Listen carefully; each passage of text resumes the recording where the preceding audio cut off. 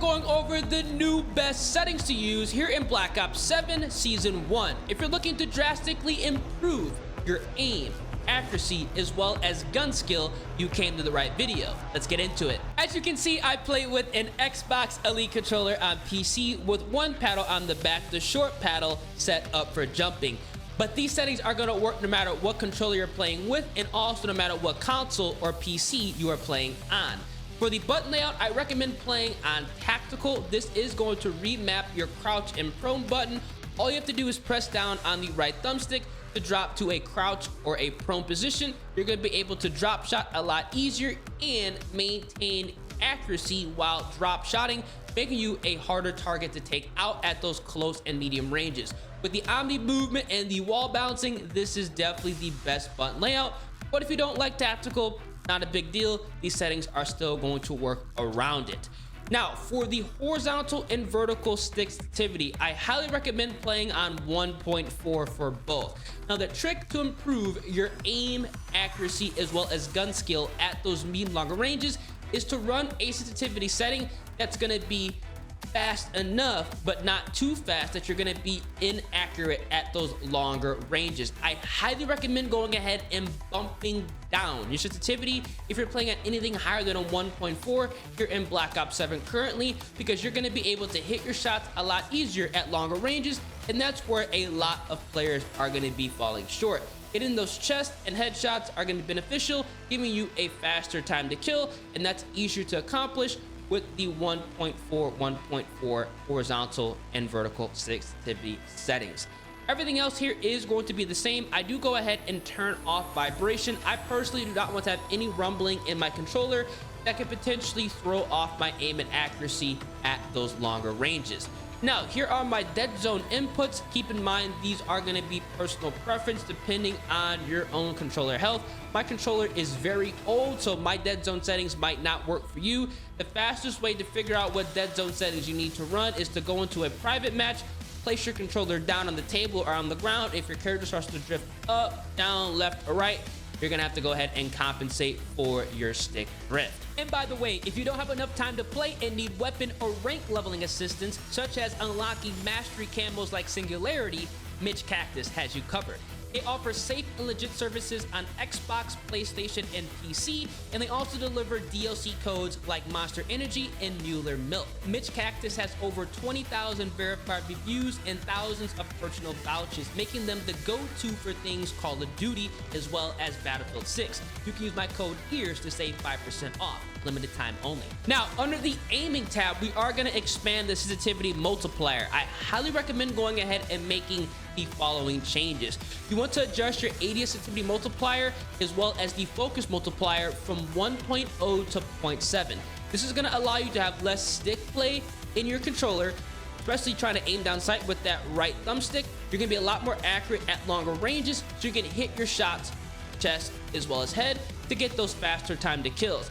Once you change this setting, you're going to see a drastic improvement with your aim and accuracy at longer ranges, so make sure you do that immediately. Everything else here is going to be the same. You want to expand the aiming advanced setting, ADS sensitivity, transition timing. You want to have this set to instant. You do not want to have any type of delay for your sensitivity, transition timing. It's going to throw off your aim and accuracy, especially if you're trying to run and gun. So make sure you have that set properly. Third person is going to be the same. Assist. Now, for your aim assist response curve type, I recommend actually playing on dynamic. I was a huge advocate on staying on the standard sensitivity, but running a lower sensitivity with dynamic is going to allow you to essentially have glue on the sticks, very accurate at those medium as well as longer ranges, and obviously being able to snap on the players at close range is going to be very easy on the dynamic setting. Definitely check these out with my specific settings, but if you don't like the way dynamic feels, no big deal. Standard is going to work as well, because I build all of my settings based around standard, so people can go ahead and experiment with dynamic and see how they enjoy it. Both of these, standard and dynamic, are going to be perfect in Black Ops 7. The slope scale is going to be at 1, and I have my custom sensitivity per zoom. I actually have this turned off, not needed here in Black Ops 7.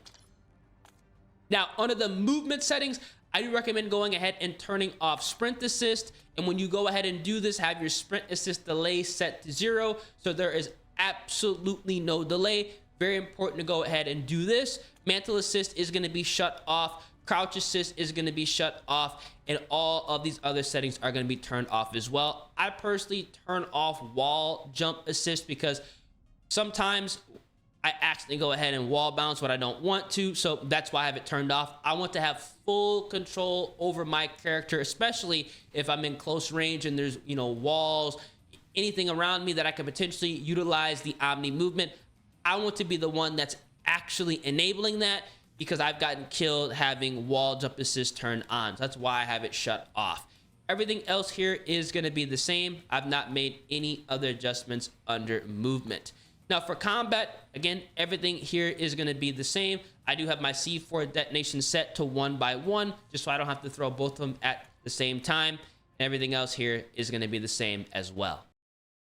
Now, for the graphics settings, there are some settings you absolutely must adjust. For your FOV, I always recommend players to play within that 100 to 120 FOV range. Not only are you going to be getting a bigger picture, but when you actually couple this with the affected ADS field of view, you're actually going to have less visual recoil, making taking people out at longer ranges incredibly easy. This is going to be a setting you're going to change, technically 2 settings you're going to change, and you're going to see an immediate improvement to your gameplay. I highly recommend adjusting your FOV and switching from independent to affected. It's going to be a night and day gameplay experience. You're going to be struggling with recoil control, especially guns that have a lot of horizontal and vertical recoil.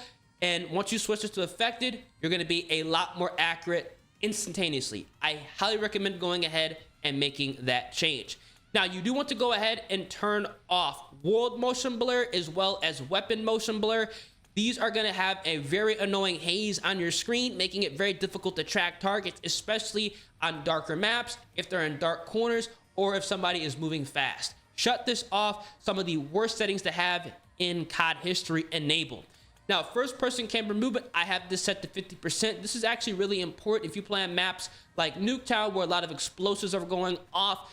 If a grenade goes off near you, your screen isn't going to shake as much when you have this at 50%, so you can stay locked in and stay on target when you are getting into gunfights. I definitely recommend going ahead and reducing this. This was actually recommended to me back in Black Ops 6, and ever since I've reduced it, I've not gone back to the 100% default. Now, I do have inverted flashbang turned off, but again, this is going to be a personal preference setting as well. Now, for the audio settings, they don't call me ears for nothing. There are some settings here you want to adjust as well. For your master game volume, I have this set to 100. For the gameplay music volume, you could probably tell in the video, I actually have this turned down to 30. You don't need to go ahead and have this at 100, because if you have it at 100, it's going to be way too overbearing. So make sure you guys go ahead and turn that down. Now, once you guys go ahead and expand some of these additional settings, you're going to see here under global audio mix, play on headphones bass boost. Not only is this going to turn up the volume of footsteps and gunfire, you'll be able to pinpoint where people are at longer ranges without the use of a UAV, because you're going to be utilizing your headset. If you bought a headset within the last 7 years, I have Astro A40 TRs. They don't even make these anymore, unfortunately. It's still working perfectly fine. You're going to be rocking and rolling with the headphones bass boost setting. I absolutely love this. Footsteps are easy to hear. Gunfire is easy to hear. You're going to be able to make plays and make sure that you're positioning yourself around the map properly, because you can hear where people are coming from without the use of a UAV. Absolutely amazing. Definitely make the change. And for the voice chat, I do go ahead and have push to talk enabled.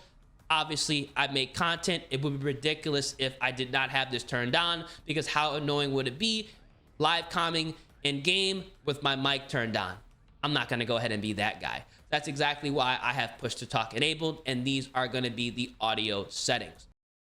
And if you're interested, for the interface settings, I actually do not make any changes under these. You cannot go ahead and adjust the mini map on this game, so I don't really think there is a reason to go ahead and make any changes under the interface when playing Black Ops 7. You can go ahead and adjust your HUD, but for me personally, I don't really have any need to go ahead and adjust it. You can if you want, but these settings are going to work with the standard HUD option we have currently. These are going to be the absolute best settings you used here in Black Ops 7 Season 1. If you're trying to drastically improve your aim, accuracy, as well as gun skill, make sure you guys go ahead and reduce your sensitivity setting down to 1.4, 1.4, and obviously go ahead and adjust your FOV as well as switch to affected FOV so you can utilize the lower sensitivity setting and be a lot more accurate. If these settings do help you out, come back to this video, let me know down in the comment section. And if you guys enjoy, feel free, drop a like on the vid, subscribe to the channel, turn on those post notifications. Been your boy Ears. I'm gonna catch you guys in the next one. Deuces.